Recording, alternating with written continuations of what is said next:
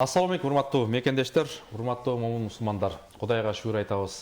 Ушул орозону карматып, жакшы иштерге себепчи кылып аткан Кудай Таалага шүгүрлөр айтабыз жана сүйүктүү пайгамбарыбызга салам салаваттар болсун. Утерка чүйдө орозодо 30 күн теле долбоору эфирде. Сиздердин кызматыңыздарда Темирлан Акматов. Бүгүн биз ушул бизге бөлүнгөн убакытта орозо жана ден соолук деген темада сөз кылабыз. Бул ден соолуктага аманат. Андыктан биз менен бирге болуңуздар. Биздин суроолорубузга жооп берүү үчүн дарыгер, врач, ардактуу профессор агайыбыз Өмүралиев Шайробек ажыкебиз келген. Ассаламу алейкум устаз. Алейкум ассалам. Элиңиз менен амандашып алсаңыз. Ассаламу алейкум кыргыз калкым.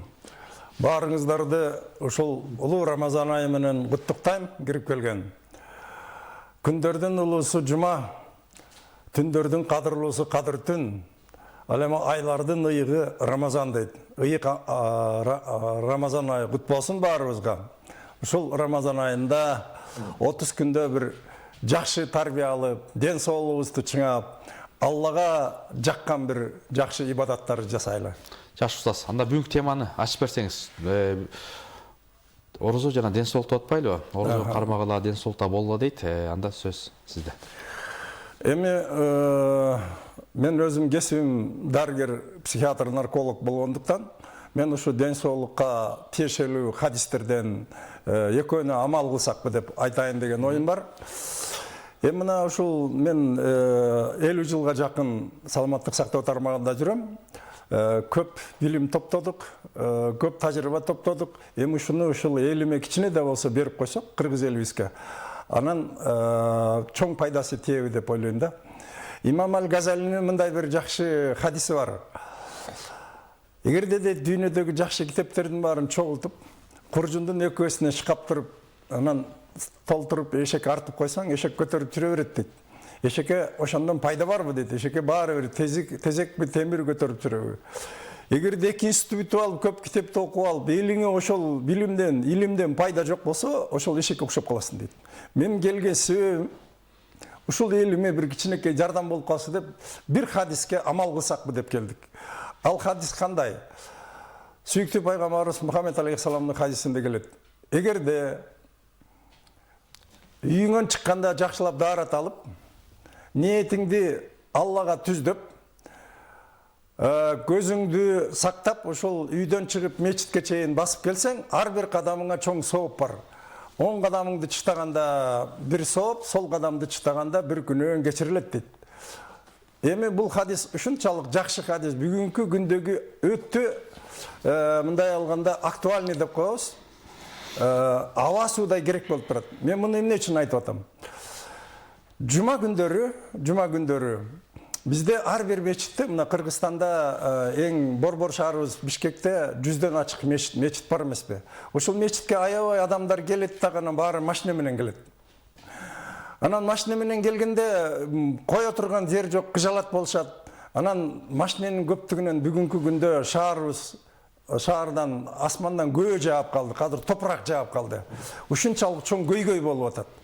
Эми мусулмандардын баары биригип, колунан да, тилинен дагы бир мындай нукка түшүп, менин оюм боюнча, ушу бир жакадан баш, бир колдон жең чыгарып туруп, жума күнү машинебизди таштап, мечитке коомдук жанагындай унаа менен келип, анан аялдамадан мечитке чейин жүрө келсек, кандай сон болот эле? Биринчиден, ден соолугубуз да чыңалат эле, нервибиз да эс алат эле. Анан эми жуманы майрам деп атабыз. Жума майрамдык маанай сезилбейт. Баары тең ушу машинесин каякка коерун билбей, кокус бир чыгай, машинесин кичине чийип кетсе, ушунчалык зирпилдешип, сабыры жок. Тим эле бири-бирин коколоп койгон жанга чейин барышат да. Мен муну байкап жүрөм. Анан эми ушул машиненин көптүгүнөн бул стресс болуп атат да. А стресс бул бардык оорулардын түбүндө жатат. Ошон үчүн мен шаардагы биздин момун мусулмандарга биринчи кезекте биздин ушул жаңы болгон муфтийибизге, анан шаардын кассы Молдо Шакирге кайрылат элем. Молдо Шакир мага убада берди эле, ушул шаардын мечиттерин имамдарды чогултуп туруп бир семинар өтөлү деп, ден соолукка байланыштуу. Илим жана ислам жөнүндө. Анан кандайдыр бир себептер менен бул узарып кетти.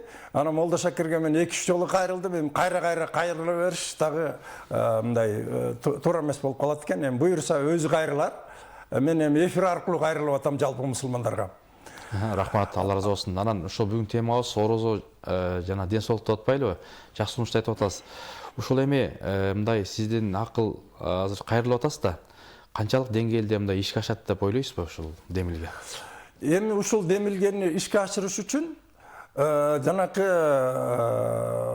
Имам Аль-Газали айткандай, жөн эле хадистерди, Курандын аяттарын мээге топтоп коюп жүрө берсек, ал пайдасыз болуп атпайбы? Биз ушуга аракет кылсак, мунун жыйынтыгында эмне болот? Амал кылсак. Туп-туура айттыңыз, амал кылсак, ушуну аткарсак кандай сонун болот? Биринчиден, шаарда 30%ке машина азая түшөт. 30%га. Бул дароо сезилет. Жолдорубузга жанакы скорийлар жете албай атат, пожарныйлар жете албай атат бир жерлерге шашып калганда. Анан өзүбүз да кыжалат болобуз. Бир машинада бир киши кетип баратат. Эми мына ушул өзүбүз кылып атабыз да. Эгерде муну жасай турган болсок, биринчи кезекте ушул исламда жүргөн, намаз окуп жүргөн момун мусулмандардын кадыр баркы ушунчалык көтөрүлө түшөт эле. Муну сөзсүз түрдө аткарышыбыз керек. Себеп дегенде бир күн ушу машинаны таштап коюп, өзүбүздүн ден соолугубуз үчүн, мына шаарыбыз Бишкектин ден соолугу үчүн ушул амалды аткарып койсок абдан жакшы болот эле. Мен буга дагы бир нерсени кошуп кетет элем. Себеби бүгүнкү күндө ушу Кыргызстанда жашайбыз. Эң бир сонун кооз жерде абасы, суусу таза. А бирок Бишкекти биз эмне кылдык? Машина менен аябай ушундай кылып туруп көө кылып салдык. Бронхолегочный оорулар бар деп коет, жана өпкөнүн оорулары, бронхит дегендер, пневмония дегендер боюнча Кыргызстан алдыңкы орунда турат. Азыркы учурда. Балдарыбыз дагы жөтөлүп, какырып, түкүрүнүп эле байкуштар. Жана ковид да аябай көбөйүп кетти.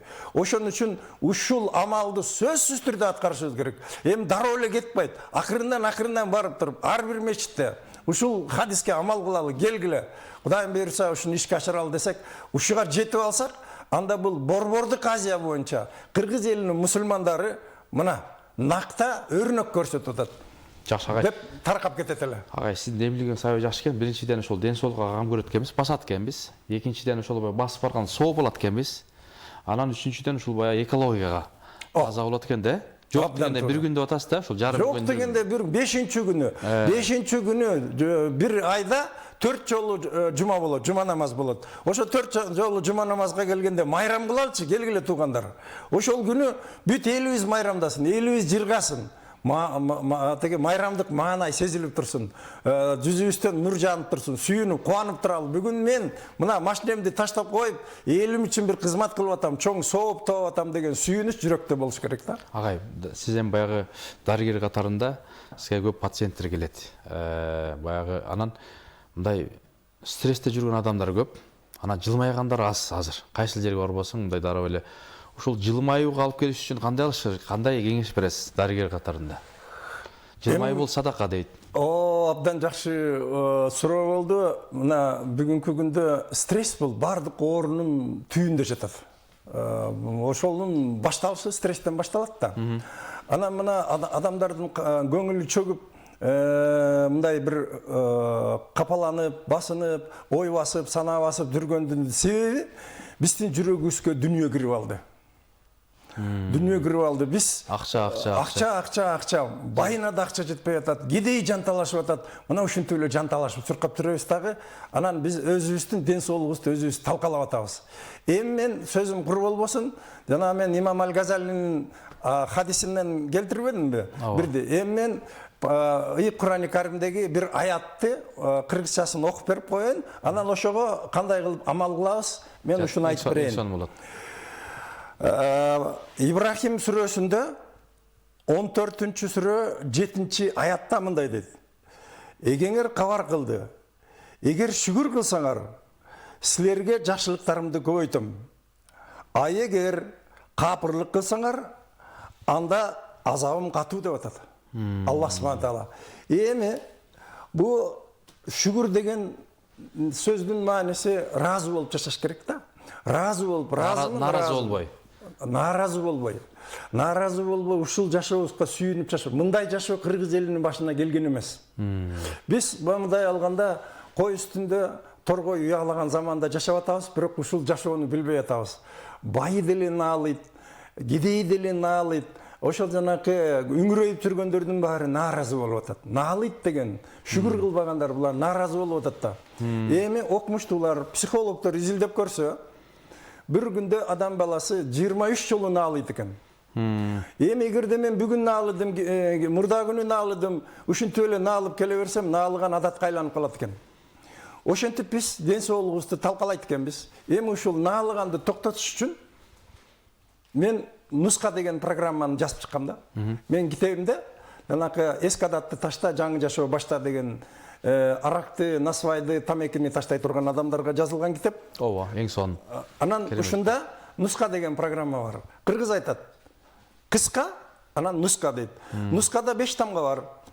Н тамгасы, У тамгасы, С тамгасы, анан К, А.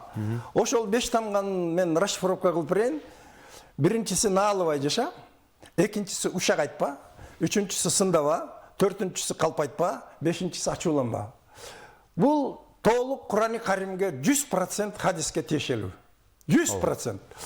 Биринчиси наалыбай жаша деп атабыз. Экинчиси ушак, бул бир тууганыңдын этин жегенге барабар деген да бир хадис бар. Анан сындаш, бул текеберлик. Мен кыйынмын, койчу ошону, анан мындай, мен баймын, сен кедейсиң, менде күч бар, анан ал эле бул эле деп өзүн өйдө сезген адамдардын баары, бирөөнү сындаган адамдардын баарында текеберчилик касиет бар. Бул шайтандын касиети. Анан кийин калп айтпа дейт. Калп айтпа, ачууланба. Калпычылык фейк. Мына бүгүн интернетке кирсең, калпычылык, алдамчылык ушунчалык көбөйдү.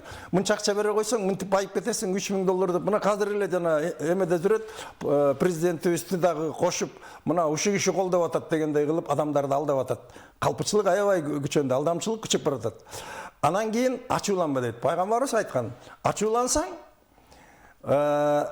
отур, терең дем алып туруп. Анан эгерде анда да ачууң таркабаса, анда жаткын деген. Бул абдан жакшы хадистердин бири. Эми наалыганды кантип токтотобуз? Вот мына мен ушул жөнүндө китепте нуска программасында айтып атам. Мына өректиндей болгон шакектер бар. Муну колго тагынып алып, анан зикир кылганда басып атпайсызбы? Электронный зикир кылган шакектер муну баары билет. Эми мындан сырткары аялдар беркинде шакектери деле болот. Биз эмне кылабыз? Жанакы наалыганды байкап калганда, психология илиминде осознание деген сөз бар да, байкап калдым, сезип калдым деп. Мына адам баласы. Сен айтайын агай. Биздин 6 мүнөттөй убактыбыз калды. Жазып келгендериңизди айтып бересизби же?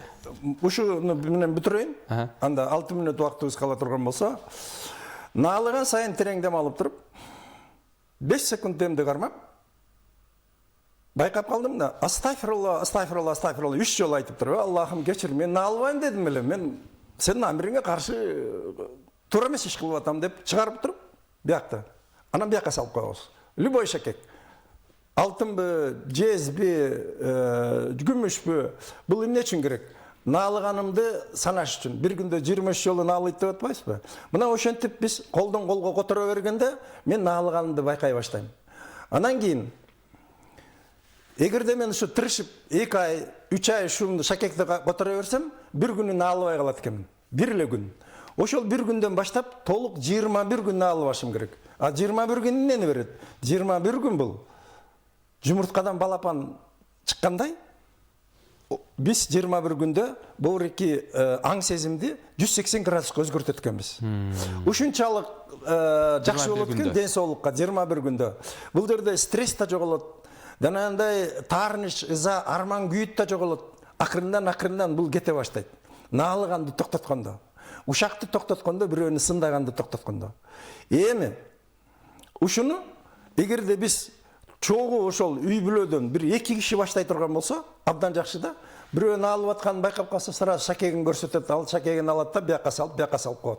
Мына ушинтип атып анан кийин 21 күнгө жетет. 21 күнгө жеткенде позитивный энергия чогулат. Мисалы, адамда эки эмоция бар да, позитивный, анан негативный деген. Позитивный дегенибиз бул көңүл көтөрүлүп, куунак болуп, бая жадырап жайнап турган кези, жылмайып турган кези. Негативный капаланып, настроениясы түшүп турган кези. Мына ушул позитив көтөрүлө баштайт экен дагы, адам баласынын ден соолугу оңоло баштайт экен. Наалган бул жанакы стресстин бир белгиси. Ошон үчүн наалганды токтотуш керек. Жакшы. Эфир соңуна келип калды, агай. Ошол мынакей токтобой төгүп бердиңиз. Айта турган маселелер баарын айттыңызбы бүгүнкү темага ылайыктуу? Мен дагы бир хадис бар эле, кечиримдүүлүк туурасында. Абдан жакшы хадис эле, буга мен үлгүрбөй калдым. Если дагы бир 5 минут кошо турган болсоңор, мен Убактыбыз жетпей калды. Бүгүнкү темабызды ушул жыйынтыктап буюрса соңго келип калды. Ушул ар бир келген конокко биз 20 мүнөттөн убакыт берип атабыз. Ошого бир жыйынтыктап сөз, анан бир дуаңыз болсун. рахмат. Жыйынтыктар сөзүм Кудайым берсе, ушул улуу Рамазан айында элге жалпы момун мусулмандарга кайрылышым. Кадыр жана интернетте да кичине мындай бири-бирлерин каяма айтыш болуп, сен араб кул, сен орус кул деп атпайбы? Биз баарыбыз бир кыргызбыз.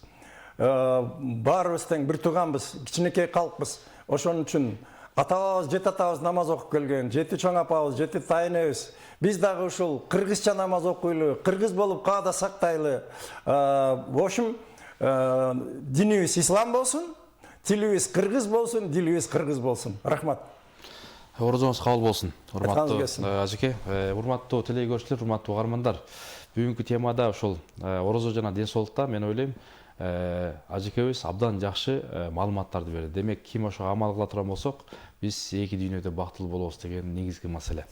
Орозоңуздарды Кудайым кабыл кылсын. Бүгүнкү ушул темага Өмүралиев Шайлообек ажекебиз ден соолук жана орозо жөнүндө сөз кылды.